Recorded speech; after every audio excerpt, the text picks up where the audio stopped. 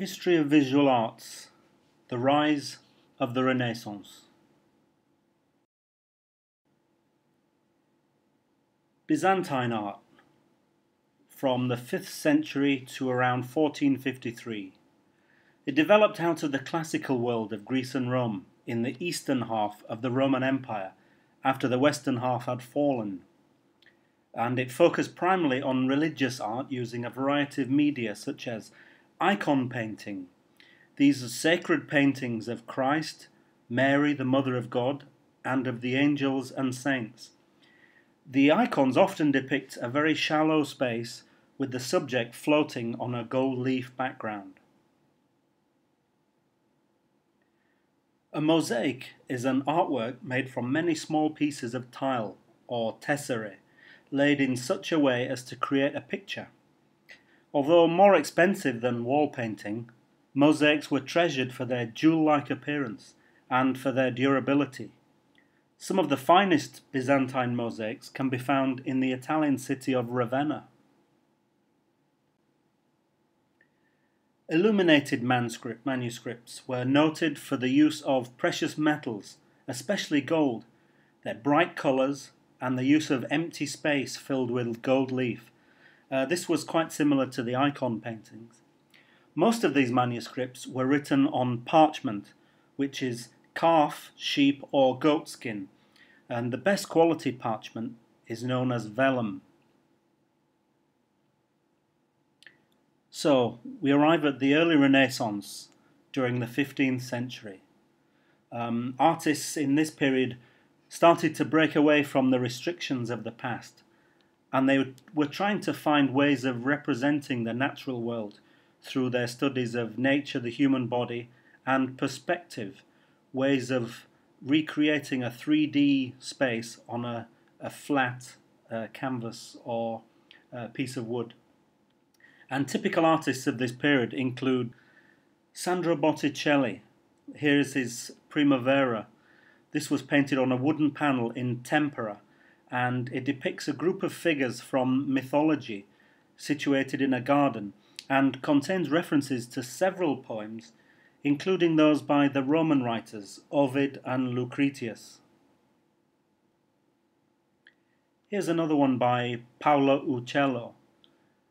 This painting is one of 3 panels he made of the Battle of San Romano, and it depicts a real battle between the armies of Florence and Siena in Italy. These were opposing city-states. The painting shows very clearly the development of linear perspective in early Renaissance painting. We can see the discarded lances on the ground, pointing towards the scene's vanishing point, along with a figure also on the ground, which has been painted foreshortened to show the receding space within the painting.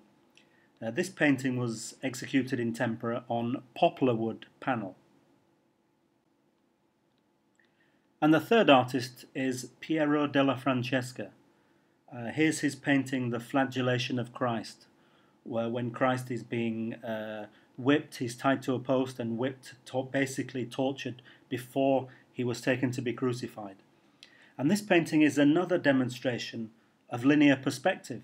This time he uses the floor tile pattern and the classical building structure to emphasize the lines of perspective, converging at the vanishing point. This painting is unusual in that the subject of the painting, the flagellation of Christ, is actually taking place in the middle distance, and the painting has 3 figures in the foreground who seem to pay no attention at all to the biblical events unfolding behind them.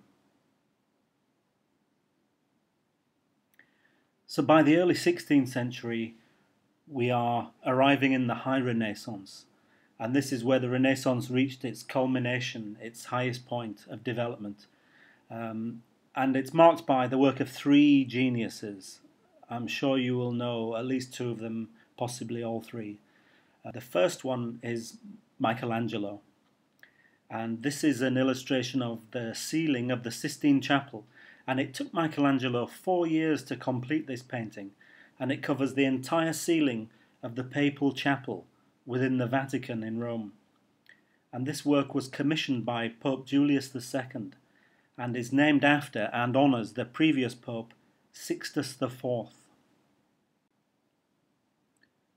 And the second major figure of the High Renaissance is Raphael.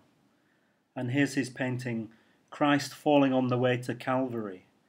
As Christ is, after he was flagellated, as we saw earlier, he was made to carry the cross on which he would be crucified, and he carried it through the streets and up onto Mount Calvary, where eventually he was crucified. Along the way he stumbled and fell to his knees, and this is a painting of that event. It's held in the collection of the Prado Museum in Madrid in Spain. Now, when this painting was first completed, it was sent to Sicily by ship, but during a storm the ship sank. Luckily the painting floated and it was rescued before it eventually arrived at Palermo in Sicily.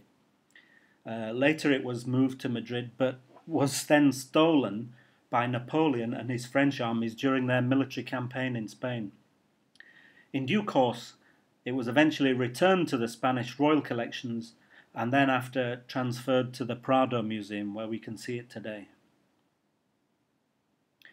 And of course the third major figure of the High Renaissance is Leonardo da Vinci. And this painting is the Annunciation, and this shows the moment when the angel came to visit Mary to tell her that she is going to give birth to the baby Jesus. And now this painting has been attributed as being a collaboration between the young Leonardo da Vinci and his teacher, his master, Verrocchio. It is believed that Leonardo painted the angel's wings after studying the wings of a bird in flight. But it seems that later, a few years later, the wings were actually enlarged. They were made much longer by another artist, painting on top of it. So, we have briefly been looking at an introduction to the artistic transition from the Middle Ages to the Renaissance in Europe. The role of an artist changed dramatically, and from now on there would be a revolution in exploration and experimentation within the art world in both approach, technique, and the materials used. Please take time to answer the questions on this page. Thank you very much for listening, and I'll see you in class. Bye.